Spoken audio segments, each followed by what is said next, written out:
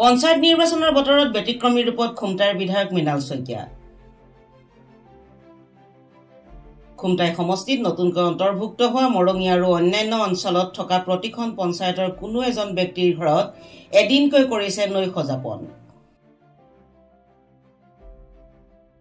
নিশা ৰাইজৰ সৈতে সমস্যাৰ বিষয়ে আলোচনা কৰি পুৱা পদব্ৰজে উন্নয়নৰ চাহ নপৰা স্থানসমূহ কৰে পৰিদৰ্শন আৰু তাৰ পাছতেই তাত পৰে উন্নয়নৰ চাহ। নিৰ্বাচন ঘোষণাৰ বহু পূৰ্বৰে পৰা এই পদ্ধতিৰে সমষ্টিৰ নতুন ৰাইজৰ মাজত সোমাইছে বিধায়কগৰাকী। পঞ্চায়ত নিৰ্বাচনৰ বতৰত তেখেতক জনসভাসমূহত সংগ দিছে প্ৰাৰ্থীসকলে। ভাল পাইছোঁ এইবাৰ আৰু আমি এইবাৰ নিজেই আমি এটা আমাৰ 10 নং ৱাৰ্ডৰ এগৰাকী আমি নতুনকৈ প্ৰাৰ্থীও আমি দিছোঁ।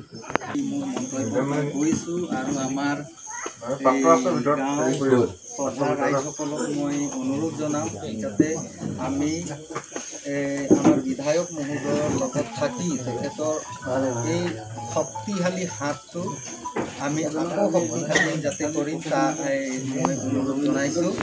উঠি পৰি লাগিছে আমি নখোজাকে কোনোবাই দান দিব, আমাকতো দান দিলে আমি পালনে নাই কাম তীব্ৰ গতিত অহা যোৱা কৰিবলৈ যিহেতু সংযোগ স্থাপন কৰিলে ইয়াতকে আমাক আৰু অৰ্মিত একো নালাগে, লাগিবনে? সেইকাৰণে উন্নতি হ'ব, হয় নহয় বাৰু? কাৰণ আমাৰ পঞ্চায়তটো যদি আমি আমাক এবাৰ আপোনালোকে কাম কৰিবলৈ সুবিধা দিয়ক, তাৰপিছত আমি আপোনালোকক নকওঁ যে আমাক নিজে নিজে আপোনালোকে অভাৱ অভিযোগৰ বুজ লওঁ। মই ইতিমধ্যে বহুকেইখন গাঁৱত নৈক যাপন কৰিছোঁ, ৰাতি মানে থাকিছোঁ। কাৰণ কেলৈ এইখিনি এই অঞ্চলটো গোটেই মৰঙী মৌজা অঞ্চলটো নতুনকৈ আমাৰ সমষ্টিত অন্তৰ্ভুক্ত হৈছে আৰু বাকীখিনি মানুহৰ লগত যিধৰণে মোৰ এটা সম্পৰ্ক এইফালৰ মানুহৰ লগত সম্পৰ্ক হোৱা নাই। মই প্ৰথম সম্পৰ্ক স্থাপন কৰি কামবিলাক কৰিবলৈ ভাল পাওঁ। সকলোৱে যেনে মনৰ কথাবিলাক কৈ দিবই পাৰে। মই যিমানখিনি তেওঁলোকৰ অভাৱ অভিযোগ কয় মই যে লগে লগে চেছ কৰি দিম সেনেকুৱাও নহয়, কিন্তু মানুহবিলাকৰ অন্ততঃ ক'বলৈ এটা মানুহ লাগে আৰু সেই মানুহজন মই হ'বলৈ সদায় চেষ্টা কৰোঁ। আৰু এটা ফৰ্মেল আনুষ্ঠানিক মিটিং নকৰি মই এনেকৈ থাকি গধূলি সকলো মানুহ আহি পেলাই কথা বতৰা পাতোঁ, আমি কথোপকথন কৰোঁ, লেকচাৰ নিদিওঁ তাত। আৰু তেনেকৈ তেওঁলোকৰ লগত এটা আত্মীয়তাটো মই স্থাপন কৰোঁ। আৰু কেৱল বোলে বিজেপি মানুহ আহিব তেনেকুৱাও কথা নাই, দলীয় সভা নহয় এইবিলাক, সকলো মানুহ আহিব পাৰে, সকলো মানুহ আহে, বিভিন্ন দলৰ মানুহ আহে।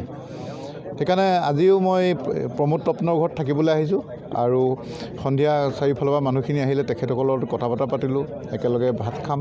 তেনেকৈ মোৰ দিনটো সম্পূৰ্ণ হ'ব। কাইলৈ ৰাতিপুৱা আকৌ উঠি পেলাই গোটেই অঞ্চলটো মই খোজকাঢ়ি ভ্ৰমণ কৰোঁ, লগত ৰাইজো আহি পেলাই মোৰ লগত সহযোগ কৰে, লগতে পৰিষ্কাৰ এটা অভিযানো চলাওঁ। সেই তেনেকৈ চলাই আছোঁ। যিহেতু মৰঙী নতুনকৈ আপোনাৰ অধীনলৈ গৈছে, কি দেখিছে মৰঙীত এবাৰ পঞ্চায়তৰ ফলাফলক লৈ কি দেখিছে? পঞ্চায়তৰ ফলাফল মই যি মানুহৰ পৰা সঁহাৰি পাইছোঁ বা আগৰ পৰা যেনেকৈ মই আহি পেলাই দেখিছোঁ যে ভাল হ'ব বুলি মোৰ বিশ্বাস আছে। জিলা পৰিষদৰ পৰা আজি আমি মনোনয়ন পত্ৰ দাখিল কৰি আহিছোঁ দিনৰ ভাগত।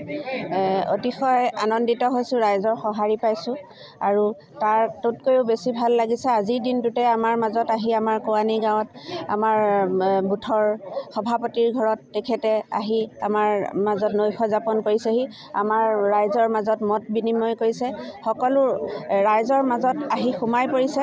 আমাৰ মানে ভিতৰুৱা অঞ্চলৰ গাঁওবিলাকত আহি তেখেতে যেনেদৰে আমাৰ ৰাইজৰ অভাৱ অভিযোগৰ খবৰ ল'বলৈ আহিছে, তেনেদৰে ৰাইজেও উপকৃত হৈছে, ৰাইজেও মানে দুগুণ উৎসাহেৰে আগবাঢ়ি আহিছে।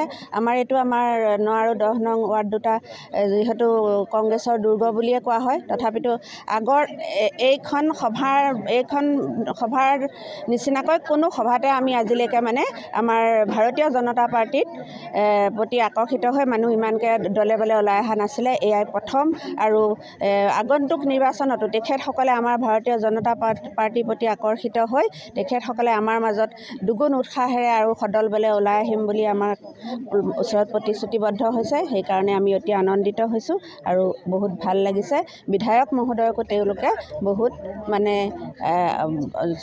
অন্তঃকৰণে আদৰি লৈছে আৰু হয়তো অহা আগন্তুক পঞ্চায়ত নিৰ্বাচনত তেখেতসকল আমাৰ মাজত আৰু